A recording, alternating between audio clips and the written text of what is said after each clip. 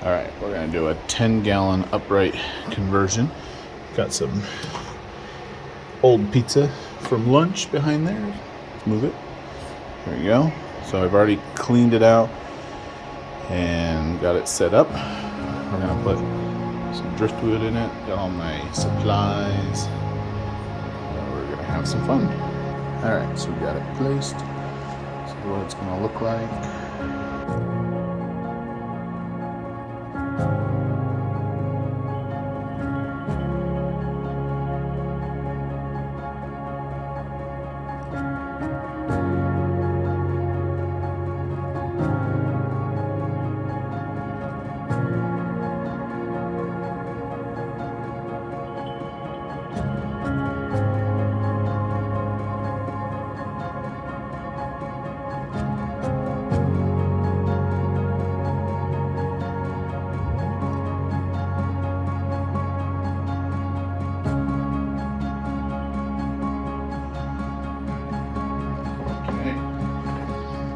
Go. It's pretty easy on foaming it up.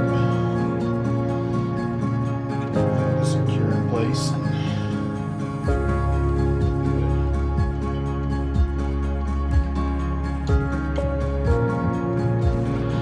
Alright, so I can't find my wire brush. I got a little grinder tool on my Dremel.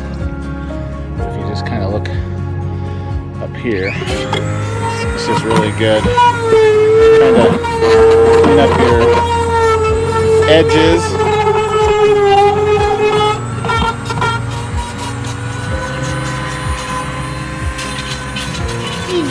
Kind of clean up the edges around your wood pieces.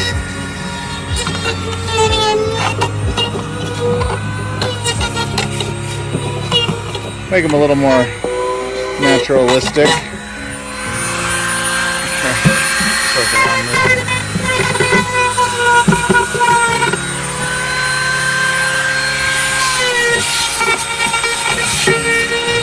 All right. Once you get it where you want it, how you want it to look, you gotta clean it up really good so we can add the silicone. But I've got it kind of soften those edges in there. Softened them a little around there so you can see it. It's going to be ledges. As right now it's upside down, but you just want to make sure, like right down here where this is loose, we're going to put some silicone behind there to reattach it and go from there.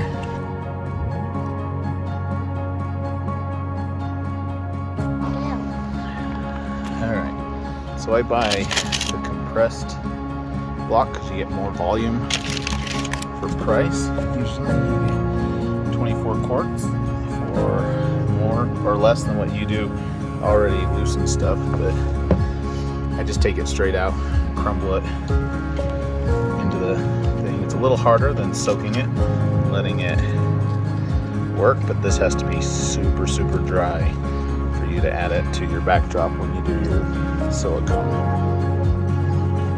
So I smeared the silicone around, got it all covered, and then I just dumped my substrate on top. And you just go back and you just push it into place where it goes. Just make sure that it sticks. You want to make sure you get up underneath any overhangs. Just do that all the way around until you feel confident that it's stuck. The silicone, you'll let it cure for, well, until as long as it takes, until that vinegary smell goes away. And then once that goes away, you're good to move on to the next step. Alright, so it's been over probably about 12 hours. Usually silicone will cure in 24, completely cure, but it'll be dry enough in 8 or more. So here it is, all done. So we're gonna tilt it up. All your stuff is gonna fall, and then you kind of look at it and see what you get. You just kind of look for places where it didn't stick or stay. And then you can always touch it up. These little areas where you got silicone on the side of the glass and on the branches, you can just brush that off with some sandpaper or a straight edge. Just kind of trim it up. You'll be good to go. Alright, so now the water is nice and clear. You can see the rocks down there. So that's good. Pour off the water.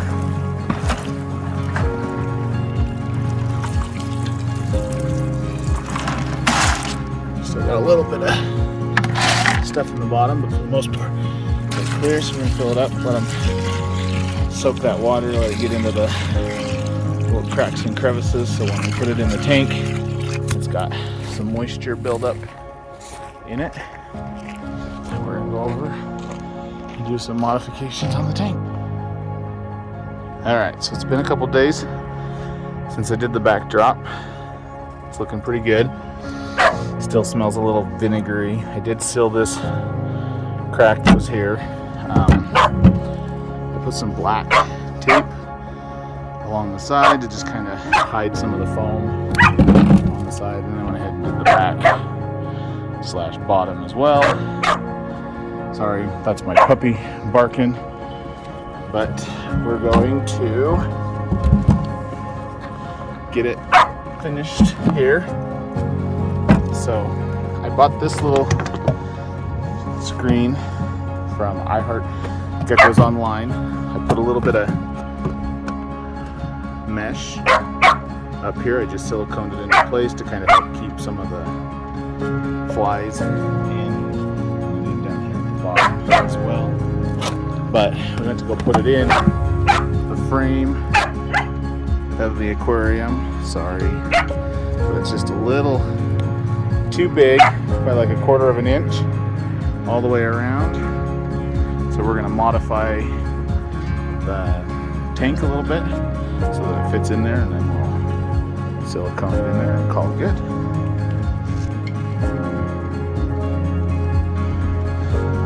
Alright, mixing up substrate. Got a big tub here. It's got some oak leaf in there, some sphagnum moss, some cocoa fiber. It's got some charcoal pieces. It's got some organic potting soil to just kind of add it. This thing's been kind of mixed together for a while. We're going to mix it up, get it in. That way you get little things for your isopods and springtails to eat. Creates little spaces in the substrate, keeps it so that it doesn't compact.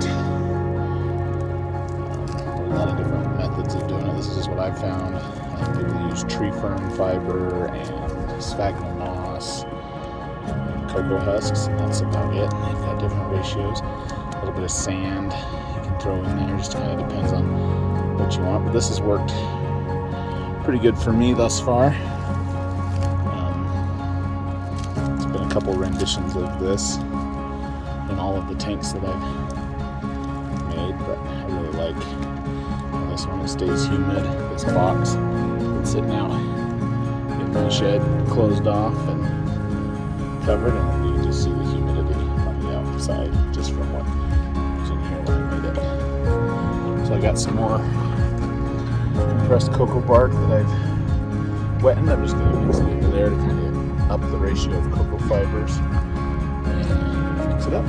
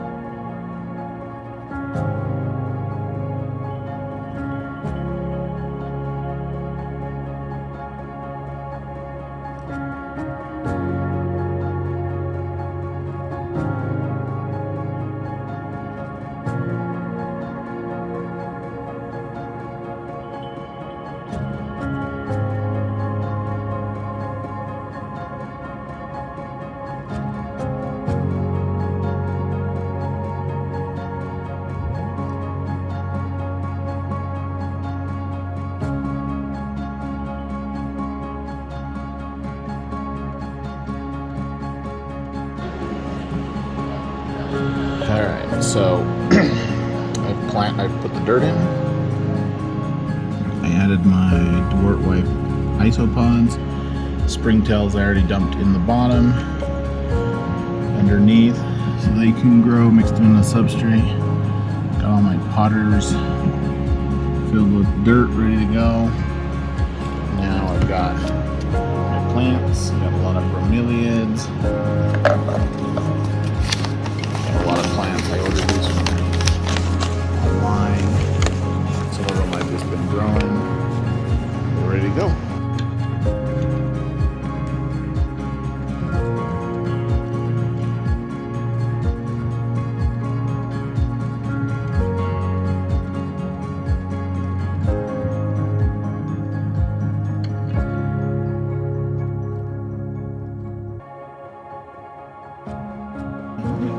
Been completed, planted, and the frogs have been moved into it. They're just enjoying their new habitat. They're exploring. Good time with it.